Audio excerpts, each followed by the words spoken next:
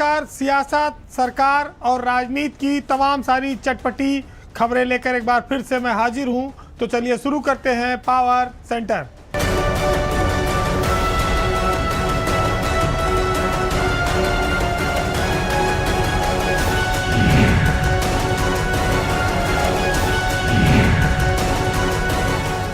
उत्तर प्रदेश में लोकसभा का चुनाव जब शुरू हुआ था तब भी ये कयास लगाए गए थे कि योगी सरकार के कई मंत्रियों को बीजेपी चुनाव लड़ाएगी। हालांकि उत्तर प्रदेश में जो मंत्री होते हैं वो सांसदी का चुनाव नहीं लड़ना चाहते। ऐसा पुराना अनुभव रहा है कि जो लोग सांसदी का चुनाव लड़कर जीते वो केंद्र में जाकर मंत्री नहीं बन पाए और इसकी वजह से उनकी उत्तर प्रदेश से भी एक विशाल राज्य के मिनिस्टर के पद उनका चला गया और वो केंद्र में एक सामान्य सांसद बनकर रह गए। अंतिम सूची में अभी दिनेश सिंह का नाम आया। दिनेश सिंह योगी सरकार के चौथे मंत्री हो गए हैं जो लोकसभा का चुनाव लड़ रहे हैं। यानी कि इससे पहले 3 लोगों को दिया गया टिकट, जिसमें जितिन प्रसाद पीलीभीत से, वो इस समय वहां पर उनके हाथ चुनाव हो चुका है।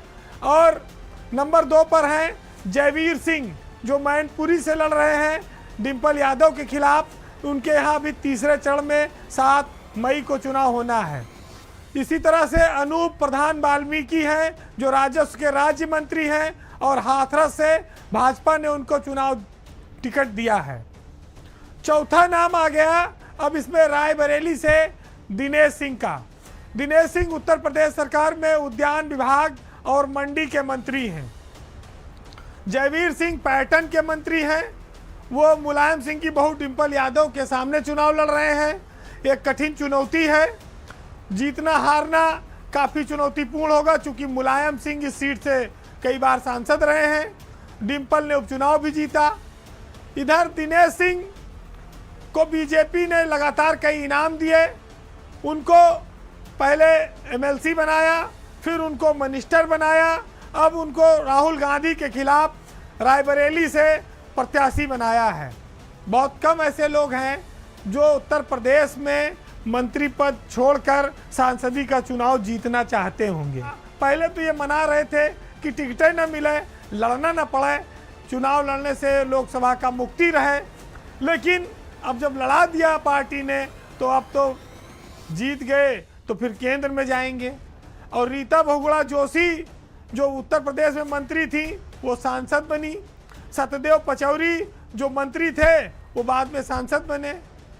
दोनों केंद्र में जाकर सांसद बनकर ही रह गए और अब की बार उन दोनों का टिकट भी कट गया। तो जो अतीत का रिकॉर्ड है उसके आधार पर ये कह सकते हैं कि ये जो 4 मंत्री चुनाव लड़ रहे हैं उसमें अगर कोई सबसे प्रबल संभावना दिखती है किसी की तो जितिन प्रसाद की है। अगर वो चुनाव जीतते हैं तो वो केंद्र में मंत्री बन सकते हैं। उनकी तो भरपाई यहाँ से जाके वहाँ हो जाएगी क्योंकि वो पहले भी केंद्र मिनिस्टर रहे हैं। लेकिन जयवीर सिंह और दिनेश प्रताप सिंह, अनूप वाल्मीकि, इन लोगों का क्या होगा? ये अगर सांसद बन गए तो यहाँ का जो प्रोटोकॉल था, जो यहाँ पर व्यवस्था थी, लाव लश्कर था, वो चला जाएगा। अगर केंद्र में कोई पद नहीं मिला तो सामान्य सांसद होकर रह जाएंगे। तो ये एक थोड़ा से विरोधाभासी स्थिति है सियासत की। लेकिन चूंकि इसको किसी के सामने खुलकर कह नहीं सकते हैं, अनुशासन का मामला आ जाएगा, पार्टी नाराज हो जाएगी, कार्रवाई हो सकती है। ये जरूर है कि जयवीर सिंह के सामने भी और दिनेश सिंह के सामने, दोनों के सामने बड़े कैंडिडेट हैं। एक तरफ मुलायम सिंह की बहू है, एक तरफ राहुल गांधी हैं। अगर राहुल गांधी को हरा ले जाए दिनेश सिंह तो कोई बड़ी बात नहीं, भाजपा उनको केंद्र में भी मंत्री बना दे। लेकिन अनूप वाल्मीकि का क्या होगा इसकी कोई गारंटी नहीं ले सकता। तो ये चुनाव कई बार बहुत सारी खुशियां और अवसर लेकर आते हैं, बहुत सारे लोगों के लिए जीवन मरण का प्रश्न लेकर आते हैं। लेकिन यूपी में जो लोग मंत्री हैं वो कितने मन से और कितने अंदर दर्द लेकर खुले दिल से वो चुनाव लड़ रहे होंगे ये तो वही जानते हैं। क्योंकि दिल का दर्द लोग वैसे भी किसी से बताते नहीं हैं। वैसे जो लोग यहाँ से मंत्री थे, चुनाव लड़े, वो ना तो वहाँ मंत्री बन पाए, ना आज चुनाव लड़ने के काबिल बचे।